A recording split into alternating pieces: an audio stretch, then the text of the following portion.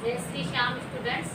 मैं Jyoti Sharma Rajasthan communication classes में आप सभी का स्वागत करती हूँ। और स्टूडेंट्स, हम कक्षा 8 की भूगोल पढ़ रहे हैं और चैप्टर 2 है भूमि, मृदा, जल, प्राकृतिक वनस्पति, वन्य जीवन, संसाधन। तो जैसा कि आप सभी को विदित है कि रीट की एग्जाम आने वाली है, मतलब रीट की थोड़े दिनों में पदों की घोषणा होने वाली है, तो उसके हिसाब से भी ये चैप्टर आवश्यक है। तो इस चैप्टर को पढ़े। तो आज का चैप्टर स्टार्ट करते हैं। भूमि, मृदा, जल, प्राकृतिक वनस्पति और वन्य जीवन संसाधन की जो हमारा ये विश्व है, इसमें भूमि किस तरीके से है, इनका क्या क्या उपयोग है, इसका इस चैप्टर में अध्ययन करेंगे। भूमि भूपृष्ठ के कुल क्षेत्रफल का लगभग 30% भाग भूमि है। यही नहीं, इस थोड़े से प्रतिशत के भी सभी भाग आवास योग्य नहीं है। जो भूमि है उसके 30% भाग है भूपृष्ठ का, जो जिसमें से भी ये पूरा रहने के योग्य नहीं है।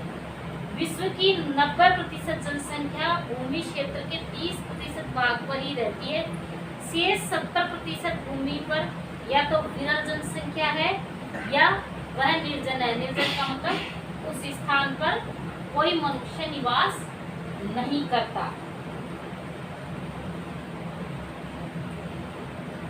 और मतलब इस भूपृष्ठ का ये कुछ प्रतिशत भाग क्या है, रहने के योग्य नहीं है। मुख्यतः भूमि और जलवायु के भिन्न भिन्न लक्षणों के कारण विश्व के विभिन्न भागों में जनसंख्या का वितरण असमान पाया जाता है। क्योंकि असमान पाया जाता है क्योंकि कहीं पर ऊपर खाबड़ स्थलाकृति है, कहीं पर्वतों के तीव्र ढाल है, कहीं नदी है, तो कहीं जलांतरांता से संबंधित निम्न क्षेत्र है। तो ऐसे क्षेत्रों में जनसंख्या निवास नहीं कर सकती। कहीं पर मरुस्थल है तो कहीं पर सघन वन है, तो ऐसे क्षेत्रों में भी जनसंख्या निवास नहीं करती। इसलिए ऐसे क्षेत्र सामान्यतः विरल जनसंख्या वाले या निर्जन होते हैं, जनशून्य भी होते हैं। कि ऐसी जगह पर, दुर्गम स्थानों पर लोग निवास कम करते हैं। उर्वर मैदानों, नदी घाटियों, कृषि के लिए उपलब्ध भूमि, ऐसे स्थान पर लोग अधिक रहना पसंद करते हैं। इसलिए ज्यादातर लोग कहाँ पर बसते हैं, मैदानों में, नदी घाटियों में, जहाँ पर कृषि की संभावना हो। भूमि उपयोग, देखिए भूमि का उपयोग हम अलग अलग तरीके से करते हैं। जैसे कृषि के लिए भूमि, वानिकी, खनन, सड़कों, उद्योगों की स्थापना। साधारणतः इसे क्या कहा जाता है, इसे भूमि उपयोग कहते हैं। मतलब कृषि, वानिकी, खनन, सड़कों, उद्योगों की स्थापना, ये सब क्या है, भूमि के अलग अलग तरीके से उपयोग किए जाने की। भूमि को अलग अलग तरीके से, कोई कहीं की भूमि क्या काम आ रही है, कहीं भूमि क्या काम आ रही है, तो ये अलग अलग सारे क्या है, उपयोग है।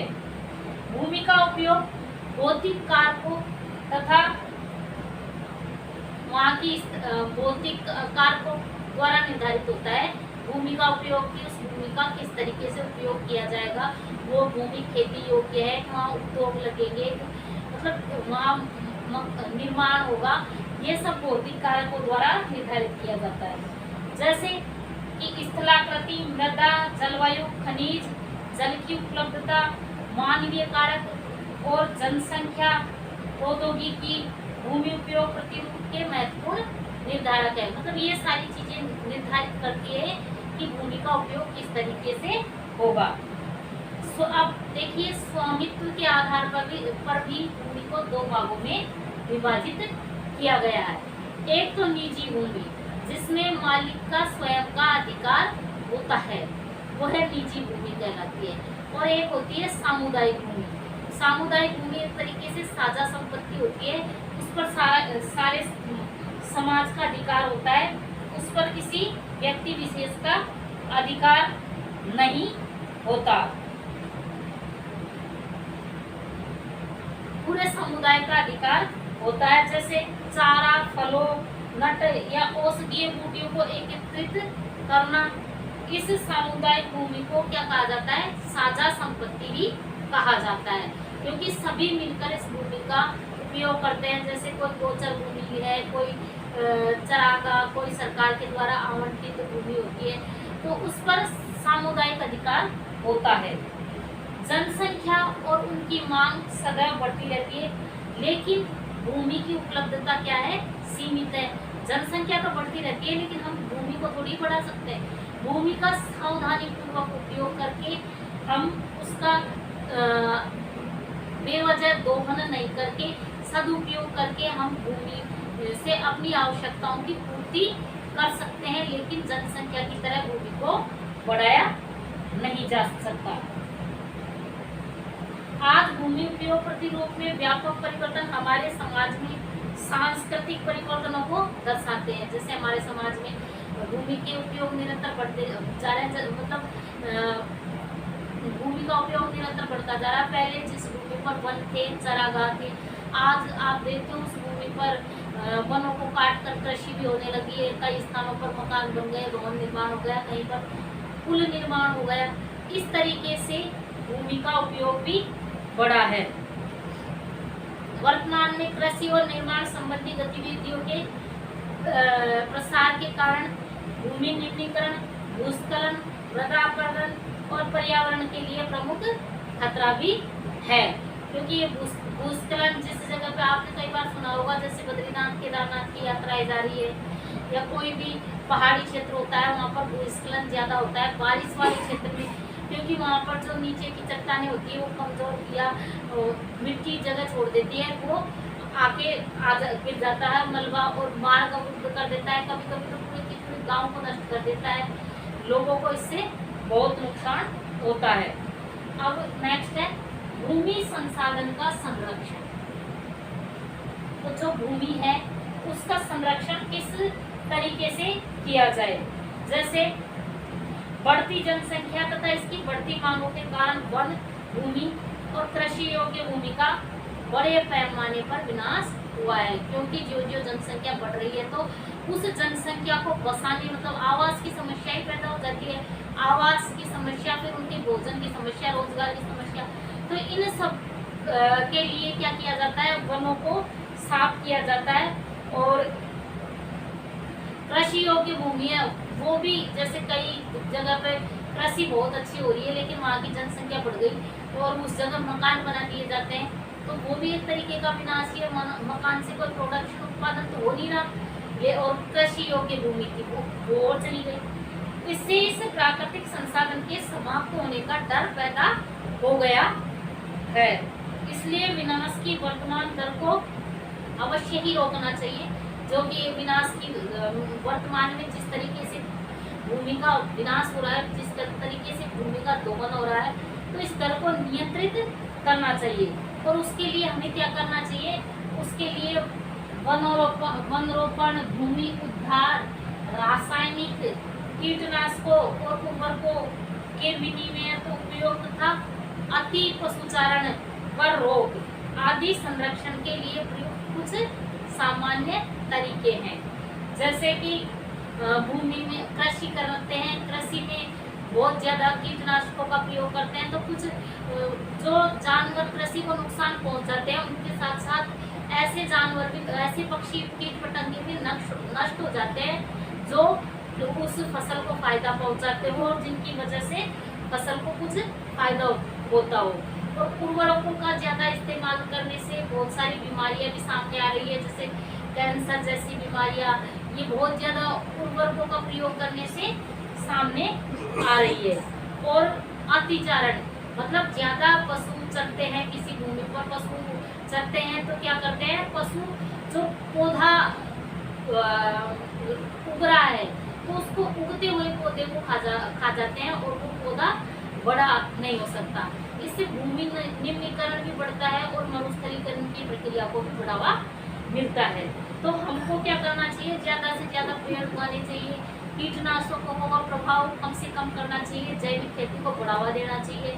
इस तरीके से हम सुधार कर सकते हैं। फिर नेक्स्ट है मृदा। मृदा किसे कहते हैं? तो पृथ्वी के पृष्ठ पर, जो हमारी पृथ्वी है उसकी सतह पर जो दानेदार कणों के आवरण होते हैं, उस दानेदार कणों के आवरण की पतली परत सी बिछी रहती है। तो इस परत को हम क्या कहते हैं? जो पतले वो दाने होते हैं, उन दानेदार आवरण को क्या कहते हैं? मृदा कहते हैं। और यह भूमि से क्या है? बहुत निकटता से जुड़ी हुई है। स्थल रूप मृदा के प्रकार को निर्धारित करते हैं कि कहाँ स्थल रूप किस प्रकार से निर्धारित करते हैं कि कहीं की, जैसे कहीं पर लावा जनित मिट्टी है, कहीं पर रेगिस्तानी मिट्टी है, कहीं पर बलुई मिट्टी है, कहीं पर काली मिट्टी है, तो कहीं पे लेटेराइट मिट्टी है। तो ये सब चीजें कौन निर्धारित करता है? मृदा के प्रकार को स्थल रूप निर्धारित करता है। मृदा का निर्माण चट्टानों से प्राप्त खनिजों और जैव पदार्थ तथा भूमि पर पाए जाने वाले खनिजों से होता है, और यह अपक्षय की प्रक्रिया के माध्यम से बनती है। कौन बनती है अपक्षय की प्रक्रिया के माध्यम से? मृदा। खनिजों और जैव पदार्थों का सही मिश्रण है। खनिज और जो जैविक पदार्थ होते हैं, तो उनका सही मिश्रण, मतलब प्रचुर मात्रा में, सही मात्रा में भूमि में पाए जाने का मतलब ये है कि वह भूमि की उर्वरता को निर्धारित करते हैं, बढ़ाता है, भूमि को ज्यादातर उपजाऊ बनाते हैं।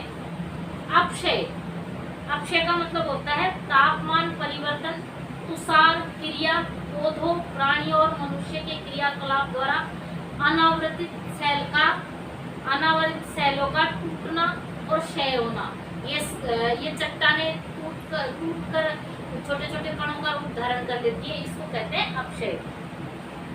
और क्या आप जानते हो कि 1 सेंटीमीटर जो मृदा है उसको बनने में ही सैकड़ों वर्ष लग जाते हैं। 1 सेंटीमीटर मृदा को बनने में कितने वर्ष लग जाते हैं?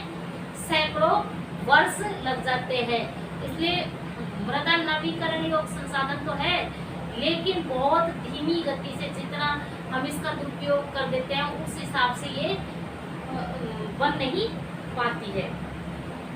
हम मृदा को प्रभावित करने वाले कारकों को देखते हैं। तो मृदा को प्रभावित करने वाले कारकों में आएंगे, देखो, वहाँ की जलवायु, तापमान, वर्षा, अपक्षय और ह्यूमस निर्माण की दर मृदा को प्रभावित करते हैं, मृदा निर्माण को प्रभावित करते हैं। फिर मृदा निर्माण देखो, आप समय भी बहुत लगता है। 1 सेंटीमीटर मृदा बनने में सैकड़ों वर्ष लग जाते हैं। तो मृदा निर्माण के को प्रभावित करने वाले कारकों में ये भी मुख्य है।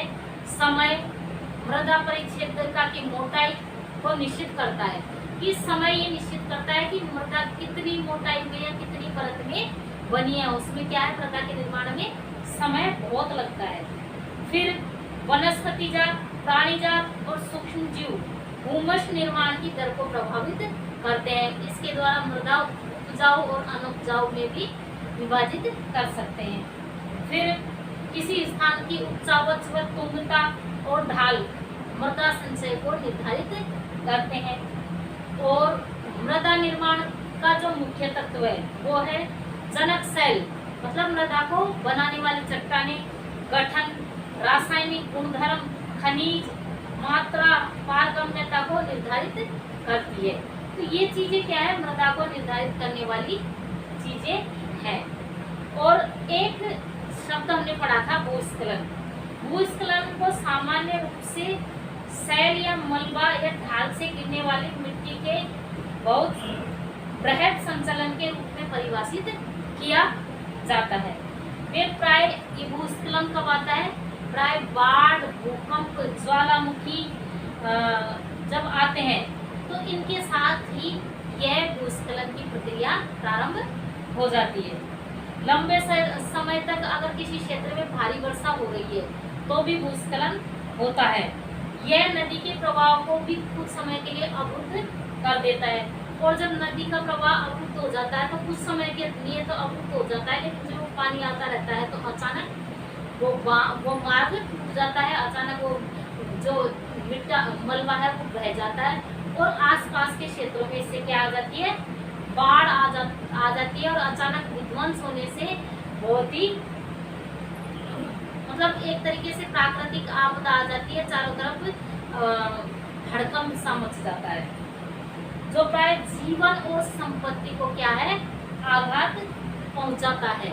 और भूस्खलन से जो बचने की जो वही भूस्खलन को से कैसे बचा जा सकता है, भूस्खलन को कैसे कम किया जा सकता है, तो इसके लिए वैज्ञानिक प्रविधियों के विकास से हमें समझने की शक्ति मिली है।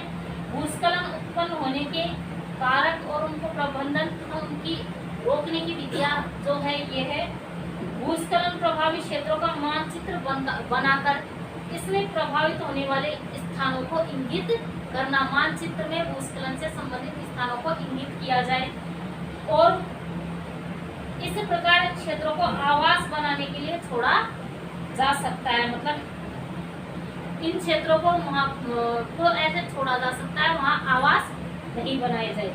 भूमि को खिसकने से बचाने के लिए प्रतिरोधी दीवार का निर्माण किया जाना चाहिए। ऐसे स्थान को चिन्हित कर लेना चाहिए कि जहाँ की भूस्खलन होने की संभावना हो, तो ऐसे स्थान पर प्रतिरोधी दीवार बना दी जानी चाहिए। भूस्खलन को रोकने का सबसे प्रभावी तरीका है वहाँ पर वनस्पति आवरण को बढ़ावा देना चाहिए। अगर वनस्पति होंगी, पेड़ पौधे होंगे, तो पेड़ पौधे क्या करते हैं, मृदा को जकड़ कर रखते हैं, तो भूस्खलन होने की संभावना कम होती है।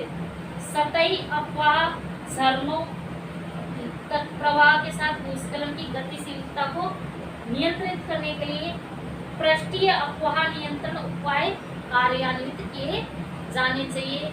बांध बनाने के बाद उसके मतलब व्यवस्था हो कि पानी को धीरे धीरे छोड़ने की व्यवस्था हो, इस तरीके से भी किया जा सकता है। अब मृदा निर्माण की कारकों में मृदा निर्माण के जो कारक है, मृदा निर्माण के कारक है मुख्य जनक शैल का स्वरूप और जलवायु कारक है। जनक शैल का स्वरूप की जो जिस चट्टान की वजह से वहाँ की मिट्टी बनी है, तो उस चट्टान का स्वरूप कैसा है, वहाँ उस स्थान की जलवायु दशाएं कैसी है, तो ये कारक भी मुख्यतः मृदा निर्माण को प्रभावित करते हैं। और मृदा निर्माण के मुख्य कारकों के अलावा अन्य कारक है, जैसे स्थलाकृति, जैव पदार्थों की भूमिका और मृदा निर्माण के संगठन में लगा समय, की मृदा के निर्माण में कितना समय लगेगा। अलग अलग स्थानों पर ये क्रियाएं क्या हो सकती है, भिन्न भिन्न हो सकती है, क्योंकि हर स्थान की जलवायु और जनक शैलों का स्वरूप अलग अलग होता है। फिर नेक्स्ट है मृदा का निम्नीकरण और संरक्षण के उपाय। मृदा का निम्नीकरण और संरक्षण के उपाय। मृदा अपरदन, क्षीणता मृदा संसाधन के लिए दो मुख्य खतरे हैं। मृदा का अपरदन होता है या मृदा की क्षीणता होती है, तो ये क्या है, खतरा है एक तरीके से पर्यावरण के लिए। अपरदन कैसे होता है कि जैसे किसी स्थान पर बरसातों के दिनों में आपने देखा होगा कि जल के साथ जब बरसात का जल बहता है तो उसके साथ ऊपर से मिट्टी की परत भी बहकर चल जाती है, तो ये इस तरीके से ये उस स्थान की मृदा को बहाकर ले जाती है। और कई बार जो नवीन मृदा बन रही है तो वो पानी के साथ घुलकर चली जाती है, तो इससे क्या है, ये एक तरीके से पर्यावरण के लिए खतरा है। मानवीय और प्राकृतिक दोनों ही कारकों से मृदाओं का निम्नीकरण हो सकता है। मृदा के निम्नीकरण में सहायक कारक जैसे वनोन्मूलन, वनों को काटना, अतिचारण, ज्यादा पशुओं का चराना, रासायनिक उर्वरकों का प्रयोग, रासायनिक उर्वरकों कीटनाशक है इनका प्रयोग, वर्षा दोहन, वर्षा से भी दोहन होता है कि जब वर्षा होती है तो बहुत ज्यादा वर्षा होती है तो ऊपरी मृदा बहकर चली जाती है, और भूस्खलन और बाढ़ आ जाती है जब भी मृदा का निम्नीकरण होता है। और मृदा संरक्षण के लिए मृदा का इस तरीके से निम्नीकरण होता है। और मृदा संरक्षण की कुछ विधियां भी है कि हम कौन सी विधियों से मृदा को संरक्षित कर सकते हैं। तो मृदा संरक्षण की विधियां है मल्च बनाना, क्या मल्च बनाना, पौधे के बीच में अनावृत भूमि, पौधों के बीच में जो भूमि रहती है जिस पर कुछ उगा हुआ नहीं होता, अनावृत भूमि, तो जैव पदार्थ जैसे प्रवाह से ढक दी जाती है, तो उसको जैव पदार्थ से ढक दी जाती है, कई बार जैविक खाद से ढक दिया जाता है। और इससे क्या है, मृदा की जो आर्द्रता, वहाँ पानी की मात्रा है वो वहीं की वहीं रुकी रहती है, आर्द्रता रुकी रहती है और मृदा की परत भी रुकी रहती है। तो इससे भी हम क्या कर सकते हैं, मृदा को संरक्षित कर सकते हैं। फिर दूसरा है वेदिका फार्म। वेदिका फार्म तो चौड़े समतल सोपानों अथवा वेदिका तीव्र ढालों पर बनाए जाते हैं, मतलब जहाँ पर बरसात का पानी तीव्र ढलान वाले होते हैं वहाँ पर एक तरीके से सीढ़ीनुमा खेत बनाकर खेती की जाती है, तो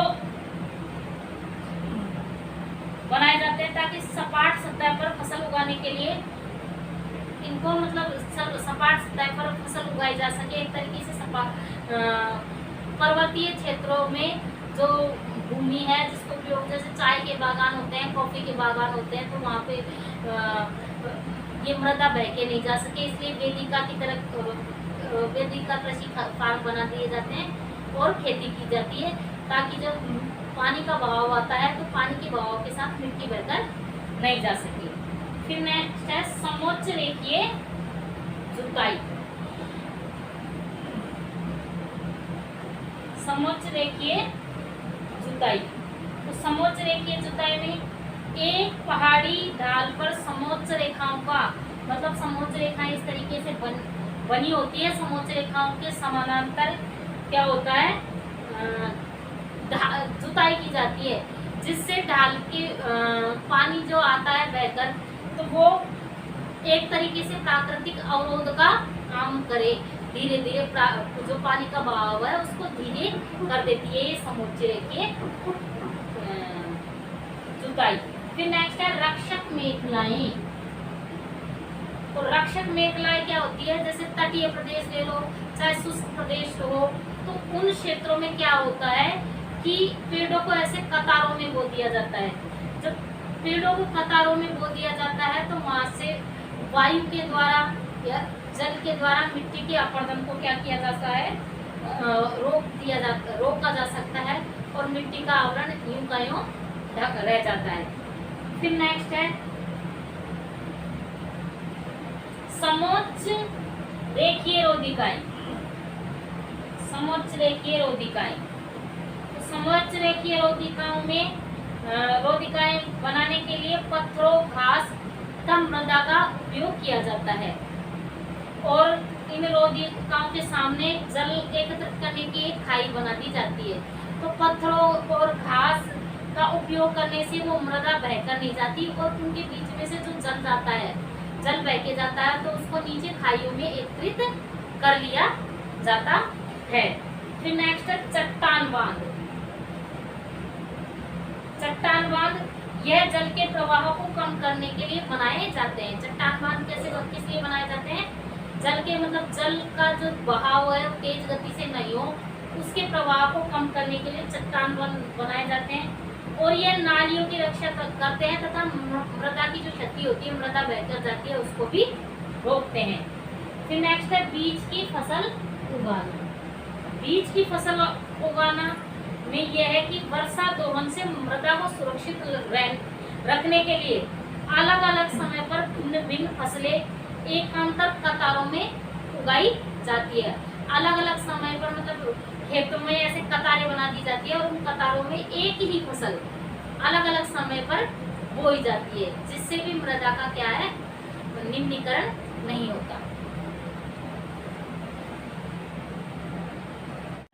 संसाधन है, मतलब जल का हर साल नवीकरण हो जाता है, बरसात के द्वारा जल का नवीकरण हो जाता है और जो हमारी भूमि है, भूपृष्ठ है, उसके 3/4 भाग पर जल उपलब्ध है। जल से मतलब ढका हुआ है 3/4 भाग हमारी भूमि का, इसलिए हमारी पृथ्वी को क्या कहा जाता है, जल ग्रह भी कहा जाता है।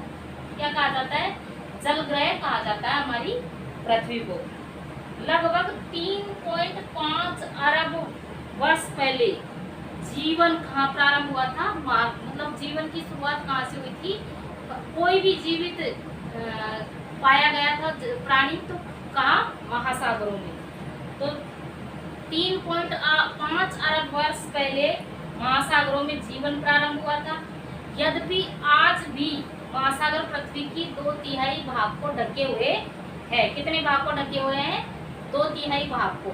और विविध प्रकार के पौधों और जंतुओं की ये क्या करते हैं, मदद करते हैं। महासागरों का जल कैसा है?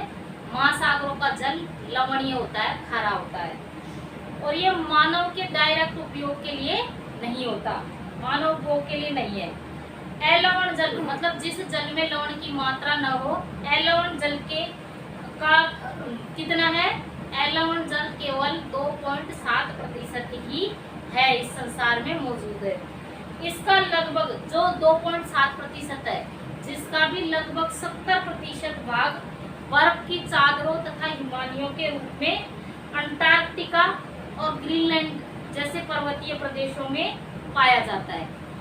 अपनी स्थिति के कारण ये मनुष्य की पहुंच से क्या है, बाहर है, क्योंकि वहां पर अंटार्कटिका और ग्रीनलैंड में ये बर्फ के रूप में जमा हुआ है, इसलिए यह मानव की पहुंच से क्या है, बाहर है।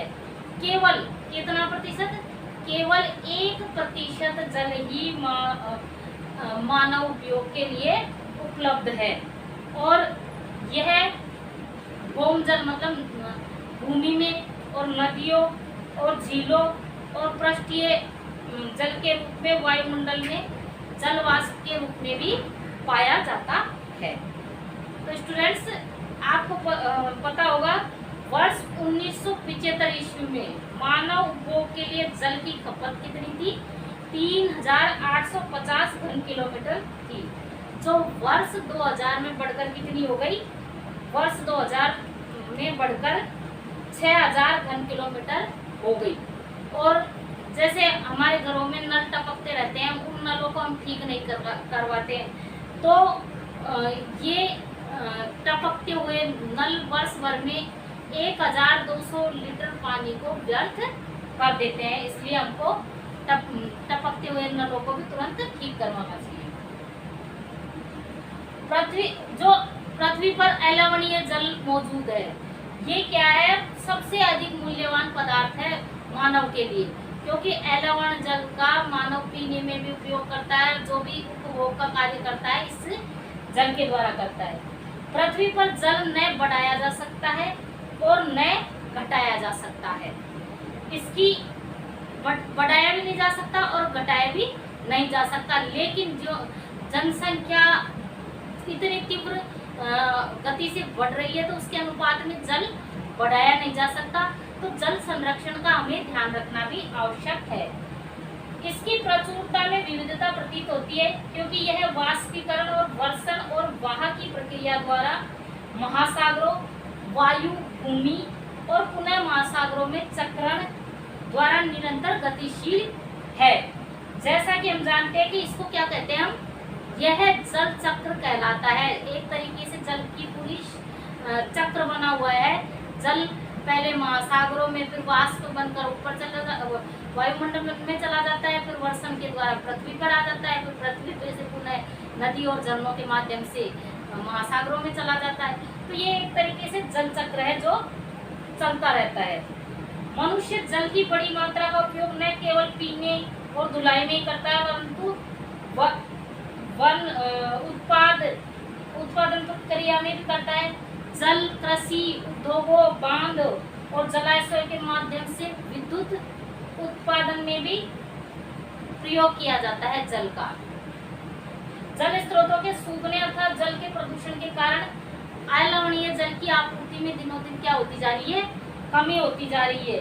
और जो जनसंख्या, जिस अनुपात में जनसंख्या बढ़ रही है, उस अनुपात में जनसंख्या को जल की आपूर्ति तथा भोजन की आपूर्ति में समस्या हो रही है। फिर नेक्स्ट है जल उपलब्धता की समस्याएं। तो जल की उपलब्धता में क्या समस्या है? तो विश्व में कई देश है हमारे विश्व में, और विश्व में कई देशों में जल की कमी है, और अधिकांश देश है जो अफ्रीका, पश्चिमी एशिया, दक्षिण एशिया, पश्चिमी संयुक्त राज्य अमेरिका के भाग, उत्तर पश्चिमी मैक्सिको, दक्षिणी अमेरिका के भाग और संपूर्ण ऑस्ट्रेलिया, पूरे ऑस्ट्रेलिया में भी अलवणीय जल की आपूर्ति की कमी का सामना कर रहे हैं ये सारे देश। मतलब पीने योग्य खारा जल, जो जल खारा न हो वो उपलब्ध नहीं है। ये देश ऐसे जलवायु प्रदेशों में स्थित है जहाँ पर अक्सर सूखा रहता है, सूखा पड़ता है। उनमें जल अभाव की अधिक समस्या बनी रहती है। इस प्रकार जल का अभाव मौसमी तथा वार्षिक वर्षा में विविधता के परिणाम स्वरूप भी हो सकता है, अथवा अति उपयोग जल स्रोतों के संदूषण, मतलब जल स्रोतों को प्रदूषित कर देने से के कारण भी जल का अभाव होता जा रहा है। कई बार आपने देखा होगा कि कई बड़े बड़े उद्योग धंधे लगे हुए रहते हैं और वो उद्योग धंधों का जो अपशिष्ट निकलता है वो जल में छोड़ दिया जाता है। तो इससे वो क्या है, किसी जल स्रोत में जाता है, चाहे कोई नदी हो, तालाब हो, बांध हो, किसी में भी जाता है तो वो जल क्या हो जाता है, दूषित हो जाता है। फिर नेक्स्ट है जल संसाधनों का संरक्षण। तो जल संसाधनों का संरक्षण किस तरीके से किया जाए। आज जो विश्व है, विश्व में शुद्ध तथा पर्याप्त जल स्रोत तक पहुंचना एक बहुत बड़ी समस्या हो गई है। इस क्षीण होते हुए संसाधन के संरक्षण के लिए कई कदम भी उठाए गए हैं और उठाने भी चाहिए। यद्यपि जल क्या है, एक नवीकरणीय संसाधन है, लेकिन हम इसका अति उपयोग या इसको प्रदूषित करते हैं और इसको उपयोग के लिए अनुपयुक्त बना देते हैं प्रदूषण के द्वारा। तो इससे क्या है, इसके अनुपात में पूर्ति नहीं हो पाती। अशोधित या आंशिक रूप से शोधित वाहित मल, कृषि रसायनों का विसर्जन और जल निकायों में औद्योगिक जो प्रदूषण है उसको डालना इनमें शामिल है। जैसे नाइट्रेट, धातुएं और पीड़कनाशी आदि भी जल को क्या कर देती है, प्रदूषित कर देती है। इनमें अधिकांश रसायन अजैव निर्णीकरण के कारण जल द्वारा मानव शरीर में पहुंच जाता है।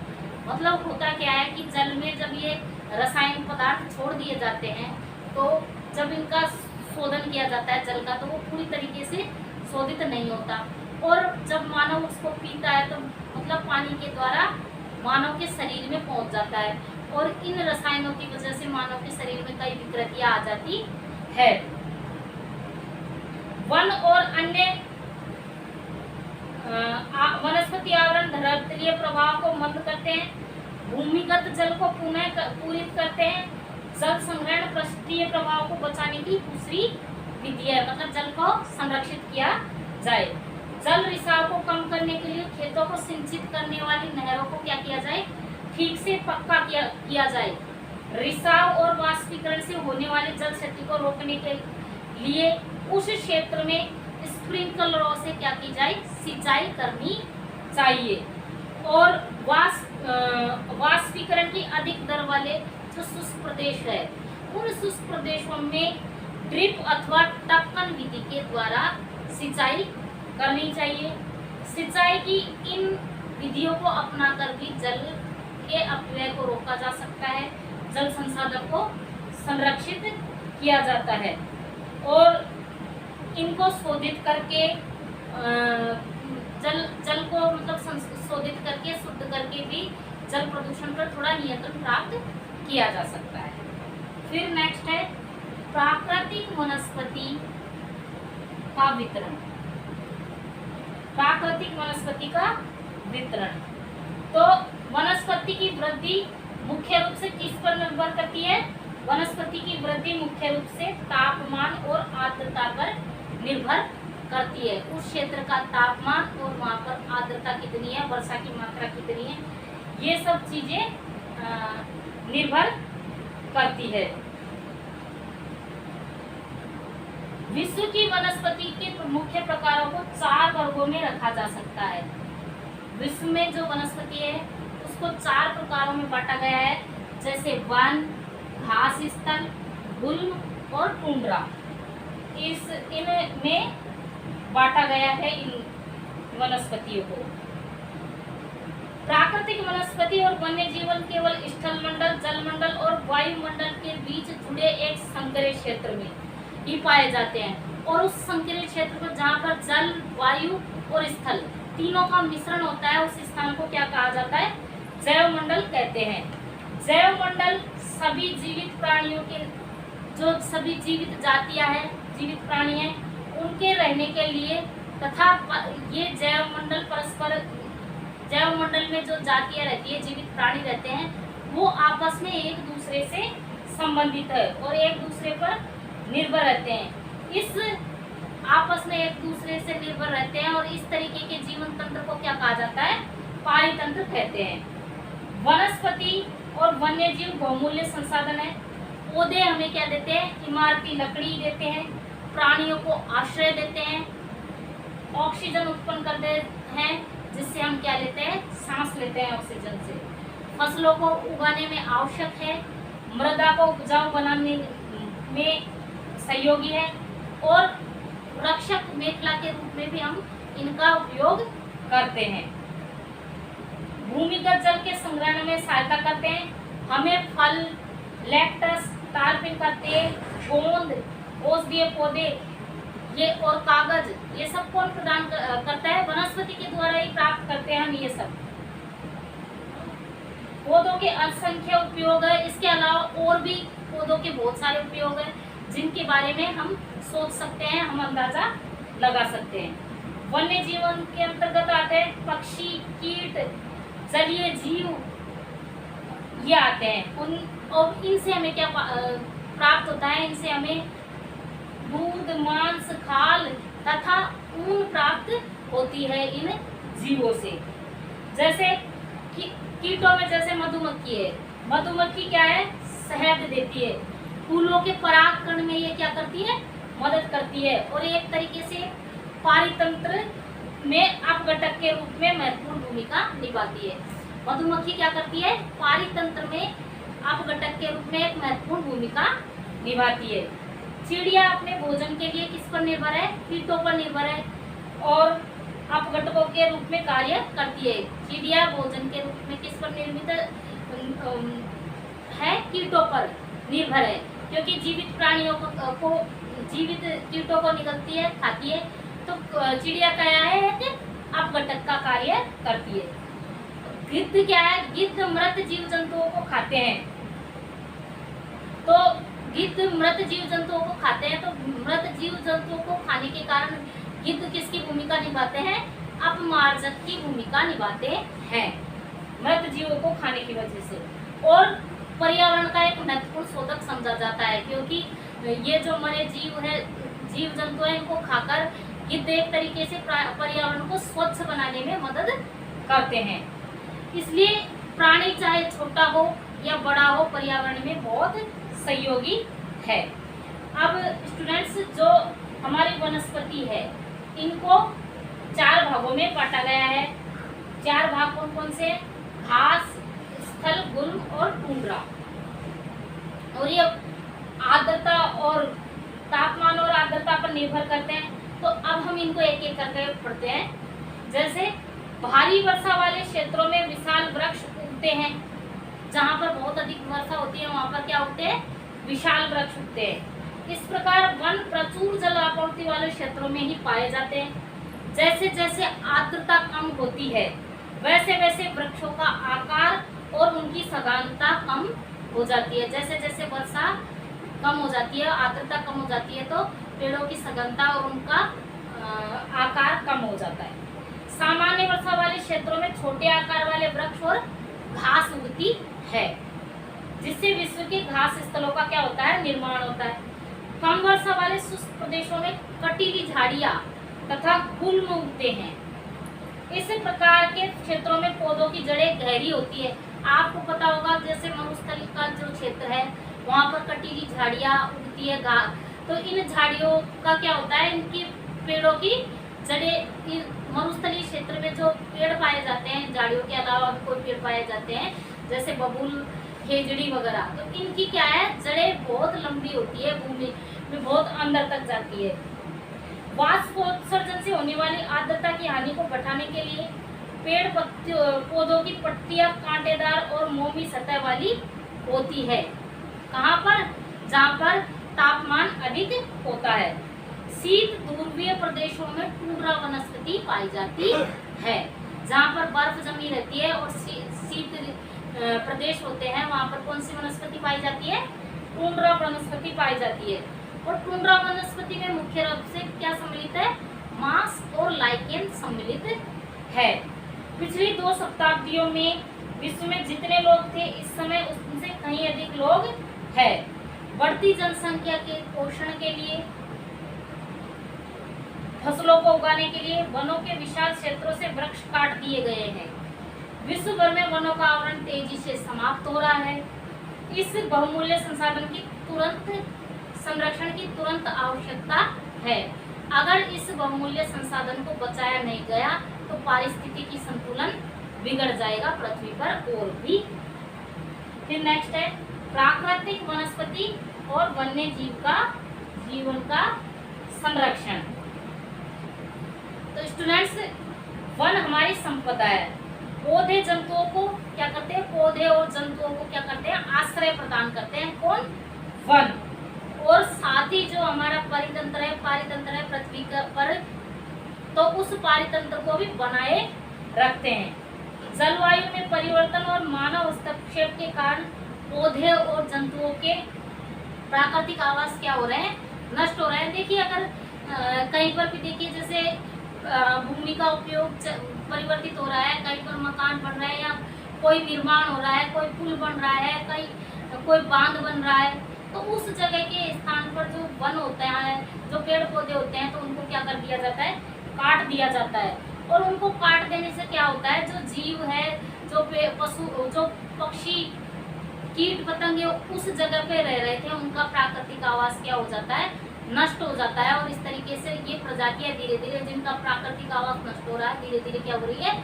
लुप्त होने की कगार पर जा रही है। वनोन्मूलन, मृदा अपरदन, निर्माण कार्य, दावानल और भूस्खलन में से कुछ मानव और प्राकृतिक कारक है जो मिलकर इन महत्वपूर्ण प्राकृतिक संसाधनों के लुप्त होने की प्रक्रिया को क्या है? बढ़ावा देते हैं। आज की मुख्य चिंताओं में से एक अनाधिकार शिकार करने की संख्या बढ़ना है।